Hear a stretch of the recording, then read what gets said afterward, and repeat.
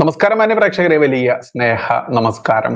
നോക്കൂ, നമ്മൾക്കറിയാം BJP എന്ന് പറയുന്ന രാജ്യം ഭരിക്കുന്ന പാർട്ടി. ആ രാജ്യം ഭരിക്കുന്ന പാർട്ടിയുടെ കേരള സംസ്ഥാന അധ്യക്ഷനായിട്ട് പുതുതായിട്ട് രാജീവ് ചന്ദ്രശേഖരൻ ജി വന്ന സമയത്ത് ഏഷ്യാനെറ്റ് ന്യൂസ് എന്ന് പറയുന്ന ചാനൽ മുതലാളി കൂടിയാണ് അദ്ദേഹം എന്നുള്ളത് ഇടയ്ക്ക് നമ്മൾ ഓർക്കേണ്ടതുണ്ട്. കാരണം തീർത്തും രാജ്യവിരുദ്ധമായിട്ടുള്ള, രാജ്യദ്രോഹപരമായിട്ടുള്ള ഇസ്ലാമിക ഭീകരതയൊക്കെ പ്രൊമോട്ട് ചെയ്യുന്ന, എല്ലാ തെമ്മാടിത്തങ്കരവും വിളിച്ചു പറയുന്ന ഒരു ചാനൽ കൂടിയാണ് ആ ചാനൽ. മാത്രമല്ല, രാജ്യദ്രോഹത്തിന്, രാജ്യവിരുദ്ധതയ്ക്ക് നിരോധനം, മണിക്കൂറുകളാണെങ്കിൽ പോലും നിരോധനം പോലും നേരിട്ടിരുന്നു എന്നുള്ളതൊക്കെ നമ്മൾ ഓർക്കേണ്ടതുണ്ട്.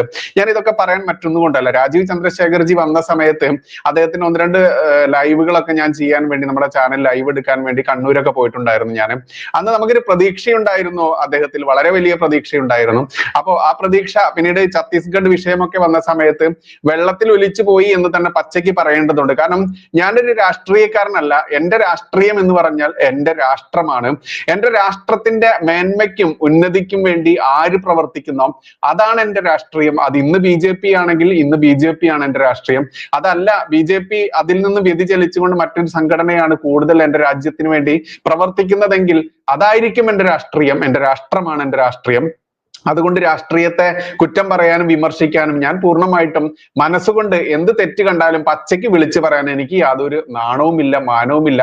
അത് BJP ആണെങ്കിലും കമ്മ്യൂണിസ്റ്റ് ആണെങ്കിലും കോൺഗ്രസ് ആണെങ്കിലും. കാരണം ഞാൻ രാഷ്ട്രീയക്കാരനല്ല. എന്തായാലും ഇതൊക്കെ ഞാൻ പറയാൻ കാരണം എന്തെന്നറിയാമോ? രണ്ട് വിഷയങ്ങളാണ് മാന്യ പ്രേക്ഷകരുമായിട്ട് എനിക്കിവിടെ പങ്കുവെക്കാനുള്ളത്. അതിൽ ഒന്നാണ് പ്രിയപ്പെട്ട ഷാജിമോൻ ചൂരൽമല എന്ന ഒരു പ്രൊഫൈൽ ഫേസ്ബുക്കിലൊക്കെ എല്ലാ ആളുകളും കണ്ടിട്ടുണ്ടായിരിക്കാം. നമ്മൾക്കറിയാം, വയനാട് നടന്ന ദുരന്തം, മഹാദുരന്തം നമ്മൾക്കറിയാം. ആ ദുരന്ത ബാധിത പ്രദേശത്ത് ജീവിക്കുന്ന ഒരു മനുഷ്യൻ തന്നെയാണ് ഷാജിമോൻ ചൂരൽമല എന്ന് പറയുന്ന വയനാട്ടുകാരൻ. അദ്ദേഹത്തിന്റെ ഒരു ഫേസ്ബുക്ക് പോസ്റ്റ് എന്റെ ശ്രദ്ധയിൽപ്പെട്ടു. അതാണ് ഒരു വിഷയം. മറ്റൊന്നാണ് അദീന ഭാരതി എന്നൊക്കെ സോഷ്യൽ മീഡിയ കൈകാര്യം ചെയ്യുന്ന, കൂടുതലും ഫേസ്ബുക്ക് കൈകാര്യം ചെയ്യുന്ന ആളുകൾക്കൊക്കെ അറിയാൻ പറ്റുന്ന ഒരു വ്യക്തിയാണ് അദീന ഭാരതി എന്ന് പറയുന്ന. എന്നാൽ അദീന ആൻഡ് അലക്സോ അങ്ങനെ എന്താണ് തോന്നുന്ന പെൺകുട്ടിയുടെ പേര്, പക്ഷെ അദീന ഭാരതി എന്ന പേരിലാണ് അറിയപ്പെടുന്നത്. ഈ രണ്ട് വിഷയങ്ങളെ കുറിച്ചാണ് എനിക്ക് സംസാരിക്കാനുള്ളത്. അതിൽ ഒന്ന് ഈ ഷാജിമോൻ ചൂരൽമലയുടെ വിഷയത്തിലേക്ക് വരാം. അദ്ദേഹം കഴിഞ്ഞ ദിവസം ഒരു ഫേസ്ബുക്ക് പോസ്റ്റ് ഇട്ടിട്ടുണ്ടായിരുന്നു. അത് ഒന്ന് അറിയേണ്ടത് തന്നെയാണ്, മാന്യ പ്രേക്ഷകർ, ലോകം അറിയേണ്ടത് തന്നെയാണ്. അവിടെയാണ് ഞാൻ രാജീവ് ചന്ദ്രശേഖരൻ ജിയുടെ ആ ഒരു പ്രതീക്ഷ എത്രത്തോളം നമ്മളൊക്കെ ഉണ്ടായിരുന്നു, അത് നശിക്കുന്നുവോ എന്ന് തീർത്ത് പറയേണ്ടതുണ്ട്. അദ്ദേഹം ഷാജിമോൻ ചൂരൽമല ഇട്ട ഫേസ്ബുക്ക് പോസ്റ്റ് ഇങ്ങനെയാണ് വരുന്നത്. 1993 ഞാൻ SFI വിട്ട് ABVP ചേരുന്നത്. NMSM government college unit president ആയി തുടങ്ങിയതാണ്. പിന്നീട് പാർട്ടി ഗ്രാമം പോലെ ആയിരുന്ന എന്റെ നാട്ടിൽ ആദ്യമായി സംഘ ശാഖ തുടങ്ങി. CPIM പാർട്ടി മെമ്പർ ആയിരുന്ന മാതാപിതാക്കൾ ഇതോടുകൂടി ഏതാണ്ട് വീട്ടിൽ നിന്ന് എന്നെ പുറത്താക്കി. കോളേജിൽ SFIയുടെ ക്രൂര മർദ്ദനത്തിന് ഇരയായി. കുറച്ചു കാലം സംഘ ചുമതല, പിന്നീട് BJP ബൂത്ത് ജനറൽ സെക്രട്ടറിയിൽ തുടങ്ങി 5 തവണ മേപ്പാടി പഞ്ചായത്ത് ജനറൽ സെക്രട്ടറി, 1 തവണ പ്രസിഡന്റ്, യുവമോർച്ച ജില്ലാ സെക്രട്ടറി, ജില്ലാ ജനറൽ സെക്രട്ടറി, പാർട്ടിയുടെ മുഴുവൻ സമയ പ്രവർത്തകൻ, കൽപ്പറ്റ നിയോജക മണ്ഡലം ജനറൽ സെക്രട്ടറി, പിന്നീട് മണ്ഡലം ജനറൽ സെക്രട്ടറി, നിലവിൽ പാർട്ടി ജില്ലാ കമ്മിറ്റി അംഗം, കൽപ്പറ്റ മുനിസിപ്പാലിറ്റി ക്ലസ്റ്റർ ഇൻചാർജ്. ജീവിതവും ജീവശ്വാസവും BJP ആയിരുന്നു. ഇതുവരെ ഒരു പാർട്ടി വിരുദ്ധ പ്രവർത്തനവും നടത്തിയിട്ടില്ല. പാർട്ടി പ്രവർത്തനത്തോടൊപ്പം പൊതുപ്രവർത്തകൻ എന്ന നിലയിൽ ജനങ്ങൾക്കിടയിലും പ്രവർത്തിച്ചു. പല നേതാക്കളുടെയും ഗുഡ് ബുക്കിൽ കയറാൻ പറ്റിയില്ല. കാരണം തന മന ധന പൂർവകം ഞാനൊരു സ്വയം സേവകൻ ആയതുകൊണ്ടാണ്. പരമപവിത്ര ഭഗവദ്ധ്വജത്തിനെ പ്രണാം ചെയ്തിട്ടുള്ളൂ. ഇപ്പോൾ ആരൊക്കെയോ എന്നോട് നീതികേട് കാണിക്കുന്നു എന്ന തോന്നൽ എന്നെ സങ്കടപ്പെടുത്തുന്നുണ്ട്. അച്ചടക്ക നടപടി നേരിട്ടവർ പാർട്ടിയുടെ പ്രധാന ചുമതലകളിൽ വരുന്നു. നോക്കൂ, നമ്മൾ നോട്ട് ചെയ്യേണ്ട ഒരു പോയിന്റ് ആണ്. അച്ചടക്ക നടപടി പോലും നേരിട്ടിട്ടുള്ള പലരും പോലും ഇന്ന് പാർട്ടിയുടെ പ്രധാന ചുമതലകളിൽ വരുന്നു. നമ്മൾ വളർത്തിയവർ തന്നെ നമ്മുടെ ശവക്കുഴി തോണ്ടുന്നത് അത്ര സുഖമുള്ള കാര്യം അല്ലല്ലോ, അല്ലെ? രാഷ്ട്രീയ പ്രവർത്തനം അവസാനിപ്പിക്കുകയാണ്. ആരോടും പരിഭവമില്ല, പരാതിയുമില്ല, സ്നേഹം മാത്രം. ഷാജി ചൂരൽമലയുടെ ഫേസ്ബുക്ക് പോസ്റ്റാണിത്. നോക്കൂ, ഈ ഷാജിയെ, ഞാൻ അദ്ദേഹത്തെ ഷാജിയേട്ടൻ എന്നാണ് വിളിക്കാറ്. എനിക്ക് ഏകദേശം 1 വർഷമായിട്ട് അദ്ദേഹമായിട്ട് നല്ലൊരു അടുത്ത ആത്മബന്ധമുണ്ട്. അദ്ദേഹം എന്നെ ബൈച്ചേട്ട എന്ന് വിളിക്കുന്നു, ഞാൻ അദ്ദേഹത്തെ ഷായി ചേട്ട എന്ന് വിളിക്കുന്നു. ഞാൻ അദ്ദേഹത്തെ പരിചയപ്പെടുന്നത് ഈ വയനാട് നടന്ന ആ ദുരന്തവുമായിട്ട് ബന്ധപ്പെട്ട് തന്നെ അദ്ദേഹത്തിന്റെ നമ്പർ കളക്ട് ചെയ്ത് അങ്ങനെ തന്നെയാണ് ഞാൻ വിളിക്കുന്നത്. പക്ഷെ എന്നിട്ടും എനിക്ക് നേരിട്ട് ഞാൻ അദ്ദേഹത്തെ കണ്ടിട്ടുണ്ടായിരുന്നില്ല. അതിനുശേഷം എനിക്ക് തോന്നുന്നു ഏകദേശം ഒരു വർഷം മുൻപ് തന്നെ എനിക്കും ജാമിദ ടീച്ചർക്കുമെതിരെ വയനാട് നമ്മൾക്കറിയാം സിദ്ധാർത്ഥ് എന്ന് പറയുന്ന ആ ഒരു പയ്യനെ SFI ഗുണ്ടകൾ, SFI ക്രിമിനലുകൾ, വൃത്തികെട്ടവന്മാർ ചവിട്ടിയും കുത്തിയും ഒരിറ്റ് വെള്ളം പോലും കൊടുക്കാതെ 3 ദിവസം പീഡിപ്പിച്ച് കൊന്ന ആ വാർത്തയിൽ ഞാനും ജാമിദ ടീച്ചറും ചെയ്ത ഒരു ലൈവ്, ആ ലൈവിനെതിരെ കൽപ്പറ്റ പോലീസ് കേസെടുക്കുന്നു. ആ കേസിൽ ജാമ്യം എടുക്കാൻ പോകാൻ വേണ്ടിയാണ് ഞാൻ ഷാജിയേട്ടൻ പിന്നീട് വിളിക്കുന്നത്. ഷാജിയേട്ടാ, എനിക്ക് ഇങ്ങനെ ഒരു കേസുണ്ട്, ഒന്ന് ജാമ്യത്തിന് 2 ആള് വേണമായിരുന്നു, സ്റ്റേഷൻ ജാമ്യമായിരുന്നു. അങ്ങനെ അദ്ദേഹവും പിന്നെ നമ്മുടെ സിന്ധു ആയിരത്തറ, സിന്ധു ചേച്ചിയാണ് അവിടെ വന്നിട്ടുണ്ടായിരുന്നത്. ഇന്ന് സിന്ധു ചേച്ചി മഹിളാ മോർച്ചയുടെ എനിക്ക് തോന്നുന്നു ജില്ലാ ഭാരവാഹിയാണ്, ജില്ലാ സെക്രട്ടറി ആണെന്ന് എന്റെ ഓർമ്മ, ഞാൻ വിട്ടുപോയി. എന്തായാലും സിന്ധു ചേച്ചിയും ഷാജി ചേട്ടനുമാണ് അവിടെ വരുന്നത്. അങ്ങനെ എനിക്കും ജാമിദ ടീച്ചർക്കും ജാമ്യം എടുത്തിട്ടാണ് ഞങ്ങൾ അവിടെ നിന്ന് പിരിഞ്ഞത്. അങ്ങനെ അതിനുശേഷം നല്ല ആത്മബന്ധമാണ് അദ്ദേഹത്തിന്. ഷാജി ചേട്ടന് വ്യൂ പോയിന്റ് എന്ന് പറയുന്ന, വ്യൂ പോയിന്റ് മീഡിയ എന്ന് പറയുന്ന യൂട്യൂബിൽ ഒരു ചാനലുമുണ്ട്.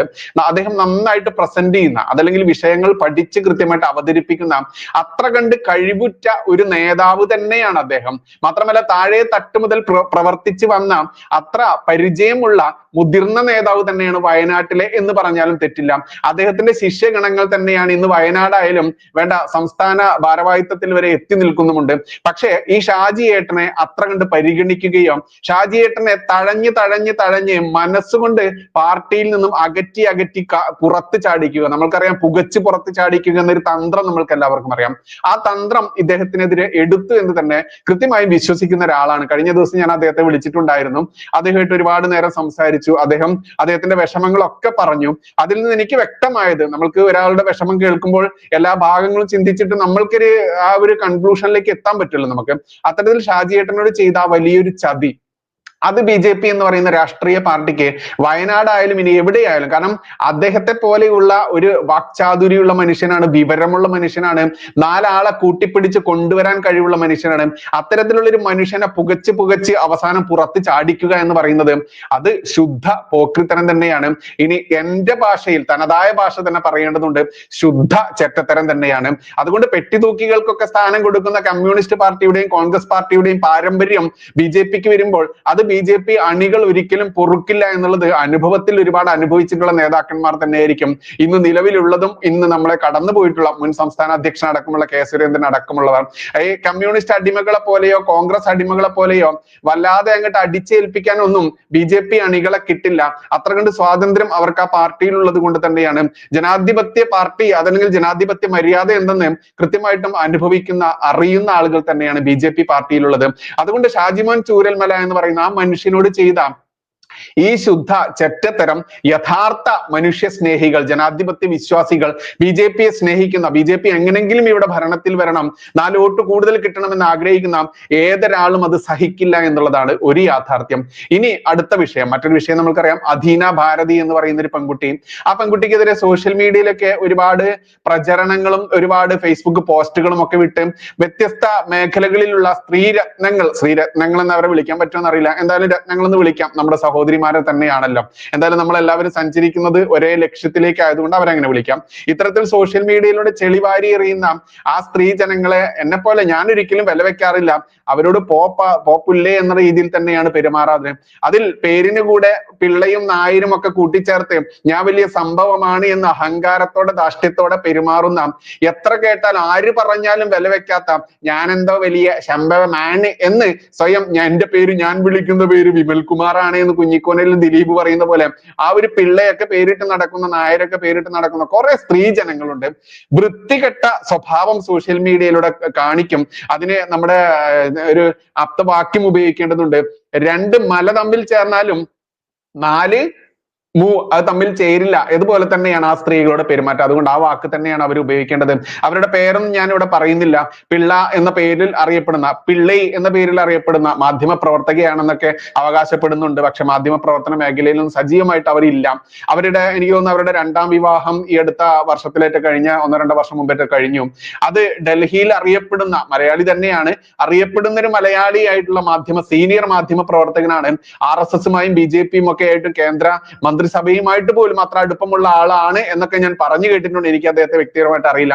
എന്തായാലും ആ വ്യക്തിക്ക് പോലും കളങ്കം ഉണ്ടാക്കുന്ന രീതിയിലാണ് സോഷ്യൽ മീഡിയയിൽ വ്യത്യസ്ത സമയങ്ങളിൽ വ്യത്യസ്ത രീതികളിൽ ഈ സ്ത്രീ ഇടപെടാറ്. അതുകൊണ്ട് തന്നെ അവരുടെ ഭർത്താവിന്റെ പേര് പബ്ലിക് അറിയാതിരിക്കുകയാണ് നല്ലത്. കാരണം ആ മനുഷ്യന് നാണക്കേട് ഒഴിവാക്കാം. അത്ര കണ്ടാണ് സോഷ്യൽ മീഡിയയിൽ ചെളി വാരി എറിയുന്ന ഏർപ്പാട്. എനിക്ക് തോന്നുന്നു കഴിഞ്ഞ വിഷുവായിട്ട് ബന്ധപ്പെട്ട് ഈ സ്ത്രീ എന്നെ വിളിച്ചിട്ടുണ്ടായിരുന്നു. അന്ന് ഏകദേശം 1.5 മണിക്കൂറോളം ഞാൻ ഈ സ്ത്രീയോട് സംസാരിച്ചതാണ്. അപ്പോ എനിക്ക് ആ വിഷു സദ്യ ഉണ്ണുന്ന സമയമായിട്ട് പോലും ഈ സ്ത്രീയായിട്ട് 1.5 മണിക്കൂർ സംസാരിച്ച് ഇവർ കട്ട് ചെയ്യില്ല. അഹങ്കാരവും ധാർഷ്ട്യം മാത്രമേ സംസാരിക്കുള്ളൂ. പക്ഷെ എനിക്കത് കേട്ടിരിക്കാൻ സമയമില്ലാത്തത് കൊണ്ട് ഞാൻ നന്നായിട്ട് തിരിച്ചും പറയാറുണ്ട്, കാര്യങ്ങൾ വ്യക്തമായിട്ട് അവരെ ബോധിപ്പിക്കാറുണ്ട്. അങ്ങനെ 1.5 മണിക്കൂറോളം ഈ സ്ത്രീയായിട്ട് സംസാരിച്ച് ആ സ്ത്രീക്ക് ഏകദേശം കാര്യങ്ങൾ മനസ്സിലായി. അവർ പറയുന്ന എല്ലാതും അങ്ങോട്ട് അംഗീകരിച്ച് തരുന്ന ആളുകളല്ല എല്ലാവരും. അവരവരുടെ അഹങ്കാരം നമ്മൾ കുറച്ചൊക്കെ നമ്മൾ കേട്ടിരിക്കും. പിന്നെയും കൂടുതൽ പറഞ്ഞു കഴിഞ്ഞാൽ പച്ചയ്ക്ക് പറയാനുള്ളത് തിരിച്ചു പറയുക എന്നതാണ് എന്റെ ക്യാരക്ടർ. നമ്മൾ സഹോദരനായാലും സഹോദരിയായാലും ഈ പറയുന്ന അനിയനോ ചേട്ടനോ ആരോ ആയിക്കോട്ടെ, അവർ പറയുന്നതിൽ കാര്യമുണ്ടെങ്കിൽ അത് വിലക്കെടുക്കും, കാര്യമില്ല എന്നുണ്ടെങ്കിൽ പച്ചയ്ക്ക് പറഞ്ഞു കൊടുക്കുകയും ചെയ്യും. അതിനുശേഷം ആ സ്ത്രീയായിട്ട് ഞാൻ ബന്ധം സ്ഥാപിക്കാറില്ല. കാരണം അവരൊരു ഓൺലൈൻ ചാനലും മാധ്യമ പ്രവർത്തന മേഖലയിലൊക്കെ ഉള്ളത് കൊണ്ട് ഞങ്ങൾ തമ്മിൽ എനിക്ക് തോന്നുന്നത് 3-4 വർഷം മുൻപുള്ള ബന്ധമുണ്ട്. ആ ബന്ധത്തിന്റെ പേരിൽ തന്നെയാണ് എന്നാൽ ഞങ്ങൾ അങ്ങനെ ഇടയ്ക്കിടയ്ക്ക് വിളിക്കുകയും സംസാരിക്കുകയും മെസ്സേജ് അയക്കുക അങ്ങനത്തെ പരിപാടിയൊന്നുമില്ല. എന്തെങ്കിലും അത്യാവശ്യ കാര്യങ്ങൾ അതിനുശേഷം എനിക്ക് തോന്നുന്നു 3-4 വർഷങ്ങൾക്ക് ശേഷമാണ് അവര് എന്നെ ഈ ഒരു വിഷയം മറ്റൊരു വിഷയം സംസാരിക്കാൻ വേണ്ടി വിളിച്ചത്. അതുകൊണ്ട് തന്നെ അവരുമായിട്ട് എനിക്ക് യാതൊരു താല്പര്യം ഇല്ലാത്തത് കൊണ്ട് പിന്നീട് ഞാൻ അവരെ വാട്സപ്പിൽ പോലും ബ്ലോക്ക് ചെയ്ത് ഒഴിവാക്കിയിട്ടുമുണ്ടായിരുന്നു. അത്രയ്ക്കാണ് അസഹ്യതയാണ് ഇവരോട് സംസാരിക്കും എന്നുള്ളതാണ് യാഥാർത്ഥ്യം. ഞാൻ എന്തോ സംഭവമാണ്, ആയിക്കോട്ടെ, നമ്മളെല്ലാവരും അങ്ങനെ വിചാരിക്കുന്ന, എല്ലാവരും വലിയ വലിയ സംഭവമായിട്ട് തന്നെ ഇരിക്കട്ടെ. പക്ഷെ അത് മറ്റുള്ളവരെല്ലാവരും എന്തോ ഒരു പുച്ഛത്തോടെ അഹങ്കാരത്തോടെ അല്ലെങ്കിൽ എന്റെ അപ്പുറത്തോട്ട് ആരും അങ്ങോട്ട് വളർന്നിട്ടില്ല എന്നൊരു ധാരണയൊക്കെയുള്ള അഹങ്കാരികളാകുമ്പോൾ അത് ഉൾക്കൊള്ളാൻ നമുക്ക് പറ്റില്ല. എന്തായാലും ആ സ്ത്രീയൊക്കെ സോഷ്യൽ മീഡിയയിലൂടെ നടത്തുന്ന പ്രചാരണത്തിന് ഇരയാക്കപ്പെട്ടത് ഇപ്പോൾ അധീന ഭാരതി എന്ന് പറയുന്ന ഈ പെൺകുട്ടിയാണ്. ഈ അധീന ഭാരതി എനിക്ക് നേരിട്ട് അറിയൊന്നുമില്ല. ഇവരുടെ പഞ്ചായത്ത് മുട്ടം പഞ്ചായത്താണ് ഇവരുടെ വാർഡും മറ്റുമൊക്കെ വരുന്നത്. മുട്ടം പഞ്ചായത്ത് വാർഡും ഇവരുടെ പ്രാദേശിക BJP പ്രവർത്തന മണ്ഡലം ഒക്കെ അതാണ് വരേണ്ടത്. പക്ഷെ മുട്ടത്തുള്ളതും അതുപോലെ ഇടുക്കി ജില്ലയിലുള്ള ഒരുപാട് ആളുകളൊക്കെ ഇവരുടെ ഈ പറയുന്ന പിള്ളൈ എന്ന് പറയുന്ന സ്ത്രീയുടെ ഈ അധീന ഭാരതിക്കെതിരെയുള്ള സോഷ്യൽ മീഡിയ പ്രചാരണം, അതുപോലെ വേറൊരു നായര് പെൺകുട്ടി, ഇവരൊക്കെ നടത്തിയപ്പോൾ ഞാൻ കഴിഞ്ഞ ദിവസം നമ്മുടെ ചാണക്യ ന്യൂസ് TV എന്ന് പറയുന്ന നമ്മുടെ ഫേസ്ബുക്ക് പേജ്, അതുപോലെ കേരള ടുഡേ എന്ന് പറയുന്ന ഫേസ്ബുക്ക് പേജ്, അതിൽ ഈ അധീന ഭാരതിയെ പോലെയുള്ള പുതുമുഖങ്ങൾ, യുവത്വമാണ് BJPയുടെ ശക്തി എന്നുള്ള രീതിയിൽ ഞാനൊരു ഫേസ്ബുക്ക് പോസ്റ്റ് ഇട്ടുണ്ടായിരുന്നു. അതുകൊണ്ട് തന്നെ ഇടുക്കിയിൽ നിന്നുള്ള വ്യത്യസ്ത എത്രയോ ആളുകൾ, എനിക്ക് തോന്നുന്നു 30-40 ആളുകൾ എന്നെ ഈ കഴിഞ്ഞ മണിക്കൂറുകളിലൊക്കെ ബന്ധപ്പെട്ടിട്ടുണ്ടായിരുന്നു. പക്ഷെ അവരോടൊക്കെ ഞാൻ പറഞ്ഞത്, നിങ്ങൾ എന്നെ അല്ല ബന്ധപ്പെടേണ്ടത്, നിങ്ങൾ ബന്ധപ്പെടേണ്ടത് ഇതിന്റെ ഉന്നത അധികാരം അതല്ലെങ്കിൽ സംസ്ഥാനവുമായി ബന്ധപ്പെട്ടുള്ള ഭാരവാഹികളെയാണ് ബന്ധപ്പെടേണ്ടത്. എന്നിട്ട് എൻ്റെ അടുത്ത് പറയുന്ന കാര്യങ്ങൾ അവരെ ബോധിപ്പിക്കും. എല്ലാ കാലവും എല്ലാ ഉഡായിപ്പും കൊണ്ട് ഒരാൾക്കും മുന്നോട്ട് പോകാനാവില്ല. അപ്പൊ നമ്മൾക്കറിയാം, നമ്മുടെ എല്ലാം പ്രിയപ്പെട്ട ലസിത പാലക്കൽ എന്ന് പറയുന്ന സഹോദരി, ആ സഹോദരി ഇതുപോലെ സോഷ്യൽ മീഡിയയിലൂടെ അതല്ലെങ്കിൽ പ്രവർത്തിച്ചുകൊണ്ട് തന്നെയാണ് വന്നത്. കണ്ണൂർ ജില്ലയിലെ കുറച്ച് പ്രവർത്തനമൊക്കെ ഉണ്ടായിരുന്നു എന്ന് നമുക്കറിയാം. അങ്ങനെ അവർ വളർന്ന് ഇങ്ങനെ വന്നു. ഇന്ന് അവരുടെ അവസ്ഥ BJPയുമായിട്ട് യാതൊരു ബന്ധവും ഇല്ലാത്ത അവസ്ഥയിൽ എത്തി നിൽക്കുന്നതൊക്കെ നമ്മൾക്കറിയാം. അത് വിട്ടുകളയാം. അതുകൊണ്ട് സോഷ്യൽ മീഡിയയിലൂടെ വളരുന്ന ഒരാളുടെ നിലനിൽപ്പൊക്കെ എത്രത്തോളമാണ് മുന്നോട്ട് പോവുക എന്നൊക്കെ നമ്മൾക്കറിയാം. പിന്നെ ഇവരെ കുറിച്ചുള്ള പരാതികൾ ഉണ്ടെങ്കിൽ അത് എൻ്റെ അടുത്തല്ല പറയേണ്ടത്, അത് BJPയുടെ ഉന്നത ബന്ധപ്പെട്ട ആളുകളിലാണ് ബോധിപ്പിക്കേണ്ടത്, തെളിവ് സഹിതം. ഈ പെൺകുട്ടി, എനിക്കറിയാം, ഈ പെൺകുട്ടി ഇടുക്കിയിൽ തന്നെ സജീവമായിട്ട് പ്രവർത്തിക്കുന്ന നമ്മുടെ ഒരു സഹോദരി, ആ സഹോദരിയെ കുറിച്ചും ആ സഹോദരിയുടെ മക്കളുടെ ചിത്രം സഹിതമൊക്കെ ഫേസ്ബുക്കിൽ പോസ്റ്റ് ഇട്ടുകൊണ്ട് വിവാദം സൃഷ്ടിച്ച ഒരു സ്ത്രീ തന്നെയാണ്. മാത്രമല്ല, ഇവർക്ക് ഈ സോഷ്യൽ മീഡിയയിലൂടെയുള്ള ഹൈപ്പും അതുപോലെ പെട്ടെന്ന് ഭാരവാഹിത്വം കിട്ടുന്നു. എനിക്ക് തോന്നുന്നു 22-23 വയസ്സേ ഉള്ളൂ. ABVP എന്ന് പറയുന്ന സംഘടനയിലൂടെ വന്നു എന്നാണ് ഇവർ അവകാശപ്പെടുന്നത്. പക്ഷെ ഞാൻ അന്വേഷിച്ചപ്പോൾ അവർ ABVPയിലൂടെ വളർന്നിട്ടില്ല, ABVPയിലൂടെ പ്രവർത്തിച്ചിട്ടില്ല. നേരെ യുവമോർച്ചയിൽ വന്ന് ഇന്ന് യുവമോർച്ച സംസ്ഥാന സെക്രട്ടറി എന്ന് പറയുന്ന സ്ഥാനത്തേക്ക് 23 വയസ്സിൽ എത്തി നിൽക്കുന്നു. അത് എത്തിയത് ഏതൊക്കെ രീതിയിലാണ്, മോശപ്പെട്ട രീതിയിലാണോ നല്ല രീതിയിലാണോ എന്നൊക്കെ വിലയിരുത്തേണ്ടതും അതിനനുസരിച്ച് അവർക്ക് ഭാരവാഹിത്വം കൊടുക്കേണ്ടതും അതല്ലെങ്കിൽ അച്ചടക്കത്തോടെ പക്വതയോടെ പെരുമാറണം എന്നൊക്കെ കൃത്യമായിട്ട് മനസ്സിലാക്കി കൊടുക്കേണ്ടത് ഇവർക്ക് പൊസിഷൻ കൊടുത്ത ഈ സംസ്ഥാന സെക്രട്ടറി ആക്കിയിട്ടുള്ള ഉന്നത സംസ്ഥാന കമ്മിറ്റികൾ തന്നെയാണ്. അതുകൊണ്ട് എന്നോട് പരാതി പറയുന്ന ആളുകളോട് എനിക്ക് പറയാനുള്ളത്, നിങ്ങൾ പറയുന്ന പരാതി ജില്ലാടിസ്ഥാനത്തിൽ തന്നെ നിങ്ങൾ എല്ലാവരും ഒറ്റക്കെട്ടായി നിന്നുകൊണ്ട് അവർക്കെതിരെ ബോധിപ്പിക്കുക. അതിൽ ബോധ്യമുണ്ടെങ്കിൽ കൃത്യമായിട്ട് നടപടി ഉണ്ടാവും. കാരണം എനിക്കറിയാം, മലപ്പുറം ജില്ലയിലൊക്കെ ഇതുപോലെ പെട്ടെന്ന് വരുന്ന ഒരുപാട് ആളുകൾ, അത് ക്രിസ്ത്യൻ മതത്തിൽ നിന്നും മുസ്ലിം മതത്തിൽ നിന്നും ഒക്കെ വരുന്ന കുറെ പെൺകുട്ടികളൊക്കെ ഉണ്ടായിരുന്നു. പിന്നീട് ഈ പെൺകുട്ടികളെയൊക്കെ ഇപ്പൊ മാറ്റി നിർത്തുന്ന ഒരു അവസ്ഥ വന്നിട്ടുണ്ട്. അത് ആ ജില്ലയുടെ ഒറ്റക്കെട്ടായിട്ടുള്ള ആ ഒരു പരാതിയായാലും അല്ലെങ്കിൽ ബോധിപ്പിക്കേണ്ട ബോധ്യം കൊണ്ടും തന്നെയാണ് മാറ്റി നിർത്തിയതെന്ന് പച്ചയ്ക്ക് പറയേണ്ടതുണ്ട്. അത് ഉദാഹരണ സഹിതം പല വ്യക്തികളുമുണ്ട്. അത്തരത്തിൽ ഇടുക്കിയിൽ നിന്ന് എന്നെ ബന്ധപ്പെട്ടുള്ള ഒരുപാട് ആളുകളോട് ഞാൻ പറഞ്ഞു കൊടുത്തിട്ടുണ്ട്. ഇനി അധീന ഭാരതിയിലേക്ക് വരികയാണെങ്കിൽ, അധീന ഭാരതിയെ ഞാൻ എനിക്ക് തോന്നുന്നു ആദ്യം ഫോൺ ചെയ്യുന്നത് ഇവരുടെ കുംഭമേളയുമായി ബന്ധപ്പെട്ട് ഇവർ കുംഭമേളയ്ക്ക് ഇവരും മറ്റൊരു പെൺകുട്ടിയും തനിയെ കുംഭമേളയിൽ പങ്കെടുത്ത് തിരിച്ചു വന്ന ആ ധീര പ്രവൃത്തി കണ്ടതുകൊണ്ട് തന്നെയാണ്. കാരണം ഞാനും കുംഭമേളയ്ക്ക് പോയിട്ടുണ്ടായിരുന്നു. അങ്ങനെ 2 പെൺകുട്ടികൾ കുംഭമേളയ്ക്ക് പോയി. ആർക്കും തനിയെ കുംഭമേളയ്ക്ക് പങ്കെടുക്കാം എന്നുള്ള ആ ഒരു ഇൻസ്പിറേഷൻ അത് കൊടുക്കാൻ വേണ്ടിയാണ് ഞാൻ ഈ അധീന ഭാരതിയെയും അവരുടെ കൂടെ പോയിട്ടുള്ള പെൺകുട്ടി, അവരുടെ പേര് മറന്നുപോയി, ആ കുട്ടിയെയും വിളിക്കുന്നത്. അങ്ങനെ അവരുടെ ഇന്റർവ്യൂ നമ്മുടെ ചാനലിൽ കൊടുത്തിട്ടുണ്ടായിരുന്നു ലൈവ് സെഷൻ ആയിട്ട്. അതുകൊണ്ട് തന്നെ അതിൽ ഒരുപാട് പ്രചോദനം ഉൾക്കൊണ്ടുകൊണ്ട് ഒരുപാട് ആളുകൾ പിന്നീട് എത്രയോ പെൺകുട്ടികളും വീട്ടമ്മമാരും പ്രായം കൂടി അമ്മമാരും അടക്കം പിന്നീട് കുംഭമേളയ്ക്ക് പോകുന്ന അവസ്ഥയൊക്കെ ഉണ്ടായിട്ടുണ്ടായിരുന്നു. അവരുടെ ആ ബോൾഡ്നെസ്, അതല്ലെങ്കിൽ അവരുടെ ആ ധീരമായിട്ടുള്ള പെരുമാറ്റം, നല്ല ചടുലമായിട്ടുള്ള സംസാരം, അത്യാവശ്യം കാര്യങ്ങൾ ഗ്രഹിച്ചുകൊണ്ട് ആളുകളിലേക്ക് ആശയവിനിമയം നടത്തുക. നമുക്ക് ഈ ആശയവിനിമയം നടത്തണം എന്നുണ്ടെങ്കിൽ എല്ലാം പഠിച്ചിട്ടൊന്നും വേണ്ട ആശയവിനിമയം നടത്താൻ. അത്യാവശ്യം സംസാരിക്കാനുള്ള കഴിവും ആരുടെയും കണ്ണിൽ നോക്കി പറയാനുള്ള ആ ഒരു ബോധ്യവും ബുദ്ധിയും ഉണ്ടെങ്കിൽ ആർക്കും അധീന ഭാരതിയെ പോലെ ഉയർന്നു വരാവുന്നതേ ഉള്ളൂ, പ്രത്യേകിച്ച് രാഷ്ട്രീയത്തിൽ. കാരണം എന്താ, രാഷ്ട്രീയത്തിൽ അത്ര കണ്ട് അഗാധമായിട്ടുള്ള പാണ്ഡിത്യമുള്ളവരൊന്നുമല്ല ഒരു രാഷ്ട്രീയത്തിലും ഇരിക്കുന്നത് നമ്മൾക്കറിയാലോ. ആ ഒരു ഏതാണോ വിഷയം ആ വിഷയത്തെക്കുറിച്ച് മാത്രം അല്പജ്ഞാനമുള്ളവർ തന്നെയാണ് നമ്മൾക്ക് മുൻപിൽ ഘോരം പ്രസംഗിക്കാൻ വരുന്ന ആളുകളൊക്കെ എന്ന് ഏതൊരു മനുഷ്യനും ഇന്ന് അറിയാൻ പറ്റും. ഇന്ന് ഗ്രാഹ്യം ഇത്തരത്തിൽ വിവരം കിട്ടണമെന്നുണ്ടെങ്കിൽ നമ്മുടെ കൈവിരൽ തുമ്പിൽ തന്നെ ഉള്ളത് കൊണ്ട്, മൊബൈലുകളിലൂടെ തന്നെ ഗൂഗിളിലൂടെ കിട്ടുന്നത് കൊണ്ട് ആർക്കും ഇന്ന് ഇത്തരത്തിൽ കൃത്യമായിട്ട് സംസാരിക്കാനും പ്രകടിപ്പിക്കാനും അറിയുന്ന ആളുകൾ ആവാൻ പറ്റും. അത്തരത്തിൽ അത് കൃത്യമായിട്ട് ഉപയോഗിച്ചുകൊണ്ട് അധീന ഭാരതി എന്ന് പറയുന്ന ആ കുട്ടി സോഷ്യൽ മീഡിയയിലൂടെ പതിയെ തന്റെ വളർച്ച, അതോടൊപ്പം തന്നെ ഗ്രൗണ്ട് ലെവലിൽ എന്ന് പറയുമ്പോൾ എനിക്ക് തോന്നുന്നു മുട്ടം പഞ്ചായത്താണ് അവരുടെ പഞ്ചായത്ത് വരുന്നത്, ഇടുക്കി ജില്ലയിൽ.